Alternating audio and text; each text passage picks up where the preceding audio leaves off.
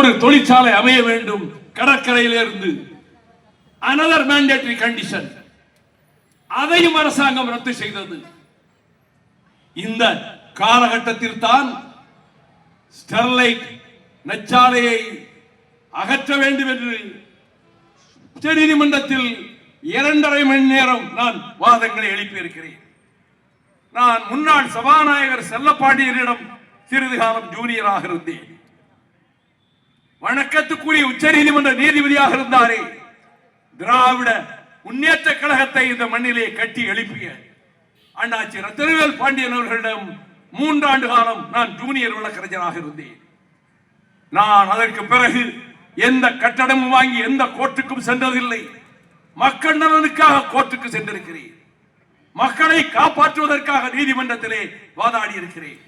அப்பொழுது இந்த வாதங்களை எல்லாம் எடுத்து வைத்த போது பட்நாயக் திவான் சர் சி பி ராமசாமி ஐயரின் பேரன் தலை சிறந்த வழக்கறிஞர் அரிமா சுந்தரத்தை பார்த்து, mister Sundaram, after hearing the arguments placed before this court by Mr. Vaiko, it will be a Himalayan task for you to meet the challenges. உனக்கு இமாலய முயற்சியாக இருக்கும் வைகோவின் கேள்விகளுக்கு நீ பதில் சொல்ல முடியாது. நான் சரி, நியாயம் கிடைக்கும், நீதி கிடைக்கும் என்று நம்பிக்கொண்டிருந்த நேரத்தில் 2013 ஆண்டு மார்ச் மாதம் 21ஆம் தேதி பொழுது புலர்வதற்கு முன் வைகரை வேளையில் நச்சுப்புகை ஸ்டெர்லைட்டில் இருந்து வந்து இந்த தூத்துக்குடியை அப்படியே முற்றுகையிட்டது. தெருவோரங்களிலே நடந்து கொண்டிருந்தவர்கள் மயங்கி விழுந்தார்கள். பூ விற்றுக் கொண்டிருந்த சகோதரிகள் மயங்கி விழுந்தார்கள். தேநீர் கடை வைத்திருந்த சகோதரர்கள் மயங்கி விழுந்தார்கள். நச்சுப்புகை இந்த நகரத்தையே முற்றுகையிட்டு விட்டது. 23ஆம் தேதி ஓடோடி வந்து மறுநாளே மாவட்ட ஆட்சித்தலைவர் அலுவலகத்தை நாங்கள் முற்றுகையிட்டு கைதானோம். இந்த கட்டத்தில் 2ஆம் தேதி ஏப்ரல் 2ஆம் தேதி சுப்ரீம் கோர்ட் தீர்ப்பு வரப்போகிறது.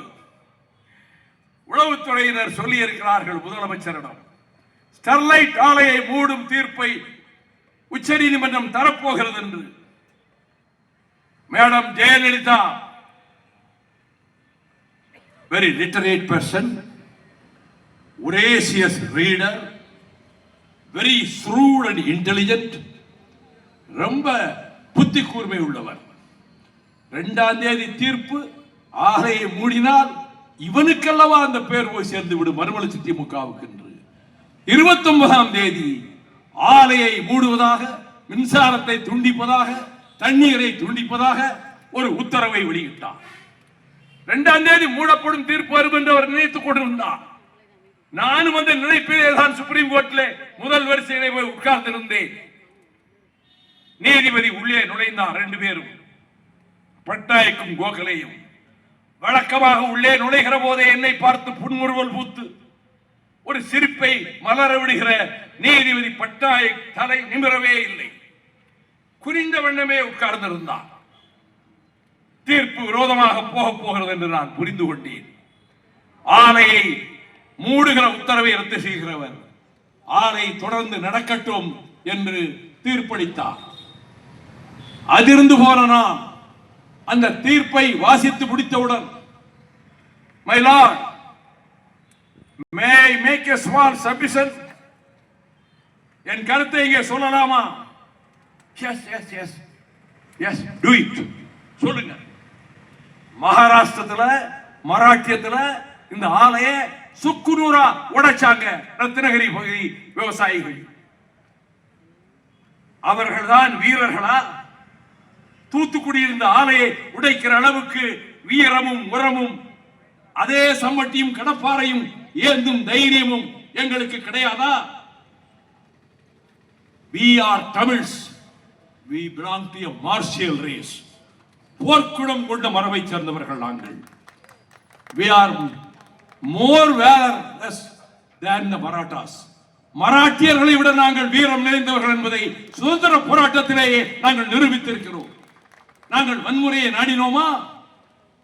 ஆலையை உடைக்க திட்டமிட்டோமா? ஆனால் அந்த நச்சாலையை திறப்பதற்கு நீங்கள் தீர்ப்பளித்திருக்கிறீர்கள்.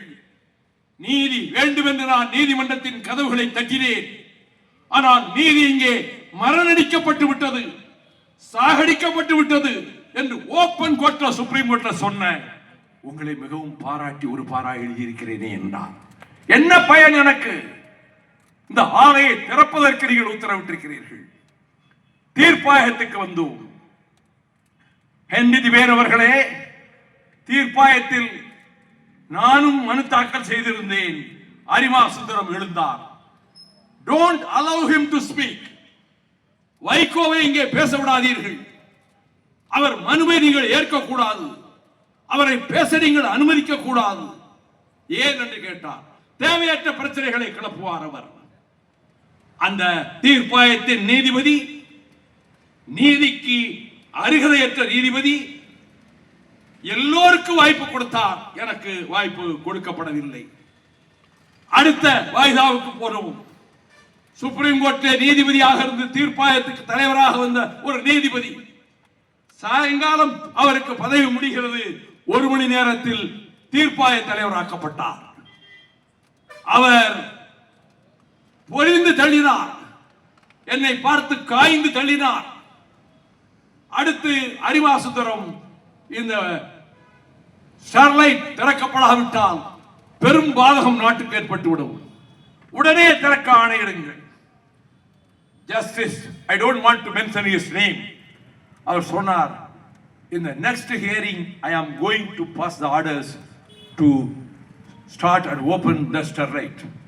அடுத்த வாய்தாவில் ஸ்டெர்லைட்டை திறப்பதற்கு தீர்ப்பளிக்க போகிறேன். அதற்குள் உங்களுக்கு என்ன அவசரம் என்றார். கேள்விப்பட்டிருக்கிறீர்களா? இப்படி ஒரு நீதிபதி ஒரு கோர்ட்டை சொல்லி நான் வந்து நிருபர்களை பார்த்து அடுத்த வாய்தாவில் இந்த ஆலையை திறக்க தீர்ப்பளிக்க போகிறேன் என்று இந்த நீதிபதி சொல்லுகிறார். நான் சுப்ரீம் கோர்ட்டில் ரிட் மனு தாக்கல் செய்திருக்கிறேன். சுப்ரீம் கோர்ட்டுக்கு வழக்கு வந்தது ஹாரிங்டன் நாரிமன் பெஞ்சில் தான். என்னுடைய 2 ரிட் மனுக்களும் சேர்க்கப்படவில்லை. They were not clubbed with the main petition. என் மனுக்கள் தூர எறியப்பட்டு விட்டன. நான் அப்பொழுதுதான் அண்ணன் ஹென்றி வேரை பார்த்த அறிக்கை வாங்கி வைத்திருக்கிறேன். 100க்கும் மேற்பட்ட வழக்கறிஞர்கள் இருக்கிறார்கள்.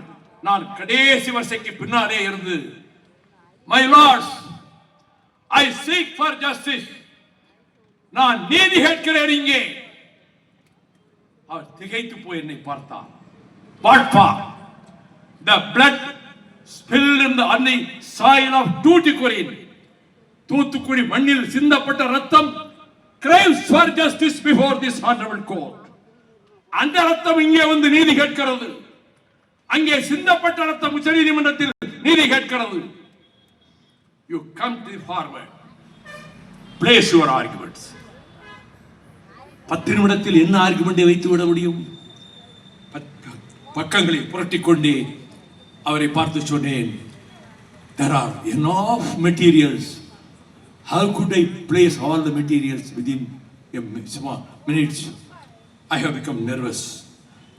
கொஞ்சம் தளர்ச்சியா இருக்குன்னு அவர் சிரித்துக் கொண்டே சொன்னார், are you nervous? No. You have made us nervous. எங்களை தளர்ச்சி அடைய செய்து விட்டாய். அதற்கு பிறகுதான் அவர் கேட்டார், இவருடைய 2 ரிட் மனு இருக்கா? எஸ். கிளார்க் அப்பட்டு கேட்டார், அது ஏன் இதுல சேர்க்கல? Club those 2 writ petitions with the main petition. I am forwarding to the Chennai High Court, Madras High Court. நீதிபதி சிவஞானம், நீதியரசி பவானி சுப்பராயன் அமர்வில் இந்த வழக்கு வந்தது. 3 மணி நேரம் நான் வாதமிட்டிருக்கிறேன்.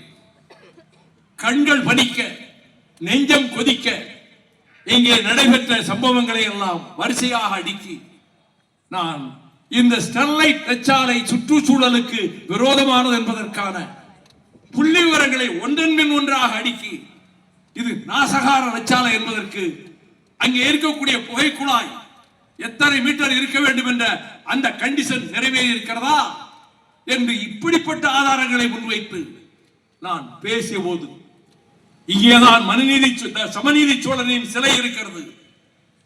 பாண்டிய நாட்டு கொட்டத்திலே நீதி கேட்ட கண்ணகி அதற்கு முன்பு அங்கு அரசாண்ட சமநீதி சோழனுடைய தேரும் அந்த சிலையும் இங்கே இருக்கிறது. இங்கே நீதி கிடைக்கும் என்று நான் எதிர்பார்க்கிறேன். அவர் அற்புதமான தீர்ப்பை நீதியரசர் சிவஞானமும் பவானி சுப்பராயனும் ஸ்டெர்லைட் ஆலை நிரந்தரமாக மூடப்பட வேண்டும் என்ற தீர்ப்பை தந்தார்கள். அதனால் அவர்களுக்கு உச்ச நீதிமன்றத்துக்கு போகிற வாய்ப்பு பறிபோயிற்று என்பதை ஹென்றி டிவைன் சொன்னார். இப்பொழுது பசுமை தாமிரம், ஏன் தாமிரம் எல்லா இடங்களிலிருந்து வாங்குறானே? ஆஸ்திரேலியாவிலிருந்து இவன் வாங்குகிற தாமிரம் மிக மிக மாசடைந்த கேடுகட்ட தாமிரம் இவன் வாங்குவது. அதை ஓபன் லாரியில போர்ட்டிலிருந்து இறக்கி ஸ்டெர்லைட் கொண்டு போறான். அது காற்று வெளியிலே பரவுகிற போதே இந்த தூத்துக்குடி மக்களுக்கு சரும நோய்கள், புற்றுநோய் எல்லாம் வரும். அப்படி